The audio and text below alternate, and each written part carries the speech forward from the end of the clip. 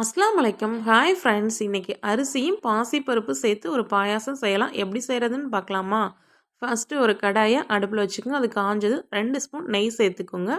அதில் 1/4 கப்பு அரிசியை நல்லா கழுவிட்டு அதில் சேர்த்துட்டு நல்லா மீடியம் ஃப்ளேம்லேயே வச்சு நல்லா வறுத்துக்கோங்க. வறுத்துட்டு அதை ஒரு பிளேட்டுக்கு மாற்றி ஆற வச்சுட்டு ஒரு மிக்ஸி ஜாருக்கு மாற்றி நல்லா கொரகொரப்பாக அரைச்சி எடுத்து வச்சுக்கோங்க. இப்போ இன்னொரு கடாயை அடுப்பில் வச்சுட்டு ஒரு ஸ்பூன் நெய் சேர்த்துட்டு அதில் 1/4 கப்பு பாசிப்பருப்பை சேர்த்துட்டு நல்லா செவக்க வறுத்துக்கோங்க. மீடியம் ஃப்ளேம்லேயே வச்சு வறுத்துக்கோங்க, இல்லைன்னா கருகிடும். அதையும் ஒரு பவுலுக்கு மாற்றி எடுத்து வச்சுக்கோங்க வறுத்துட்டு. இப்போ இன்னொரு பாத்திரத்தை அடுப்பில் வச்சுக்கோங்க. அதில் 1/2 லிட்ரு பால் சேர்த்துக்கோங்க. சேர்த்துட்டு இப்போ நல்லா கொதிக்கட்டும். கொதிச்சிட்ருக்கும் போது நம்ம வறுத்து வச்ச பாசிப்பருப்பை அதில் சேர்த்துக்கோங்க. சேர்த்து நல்லா கலந்து விட்டு பருப்பு நல்லா வேகட்டும்.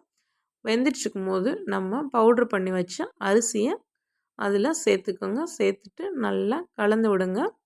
கலந்துட்டு இப்போ 2 நிமிஷம் நல்லா வேகட்டும். வெந்துட்டுருக்கும் போது ஏலக்காவை தட்டி சேர்த்துக்கோங்க. அது கூடவே வெள்ளைப்பாகு காய்ச்சி சேர்த்துக்கோங்க. சேர்த்துட்டு இப்போ எல்லாத்தையும் நல்லா கலந்து விட்டு எப்போதும் போல் ஒரு தாளிப்பு கரண்டில் 2 ஸ்பூன் நெய் சேர்த்துட்டு முந்திரி பருப்பு கிஸ்மிஸ் சேர்த்து நல்லா தாளித்து பாயாசத்தில் சேர்த்துக்கோங்க. சேர்த்து நல்லா கலந்து விடுங்க.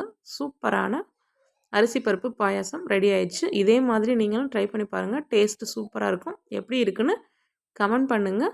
தேங்க்ஸ் ஃபார் வாட்சிங்.